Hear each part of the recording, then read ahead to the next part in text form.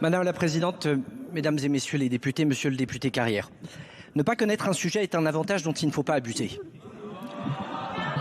Et sincèrement, enchaîner autant de contre-vérités en si peu de temps, c'est une insulte. Je comprends que ça fasse réagir vos collègues, mais j'ai peur qu'à travers de leurs réactions, eux-mêmes refusent d'avoir la vérité des chiffres.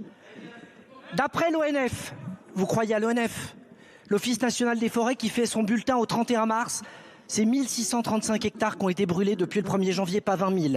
Donc si déjà dans la précision des chiffres, vous avez un écart de 1 à 10, on a un petit sujet. Ensuite, vous entendre expliquer qu'on n'a pas de stratégie, alors que nous avons réuni le premier conseil d'anticipation contre la sécheresse dès le 23 février, que nous avons lancé avec l'ensemble des acteurs de l'eau, pas à partir de la vérité qu'aurait le gouvernement, à partir des agences, des comités de bassin, de ceux qui sont sur le terrain. Vous êtes dans l'incantation, vous répétez des éléments de langage alors qu'ils sont décorrélés de la réalité. Vous faites comme s'il suffisait de claquer des doigts pour régler les problèmes. Peut-être qu'avec un peu de danse de la pluie, Jean-Luc Mélenchon, on aurait de la pluie partout sur les territoires.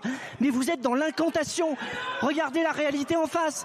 Regardez les trajectoires que nous avons faites. Regardez le travail qui a lieu sur le terrain. Si le niveau de décibels de Madame Panot faisait pleuvoir, on aurait des problèmes d'inondation dans l'hémicycle et pas des problèmes de sécheresse. Continuer sur ce registre, ça ne résout rien. Écoutez ceux qui travaillent, écoutez ceux qui, précisément, au niveau des comités de bassin, les élus locaux, regardez le plan que nous avons en Outre-mer avec Mayotte sur tous ces sujets. Il y a une réalité objective que vous refusez de voir en face pour des questions idéologiques et c'est désolant. Vraiment. Polémiquer sur tout, c'est désolant.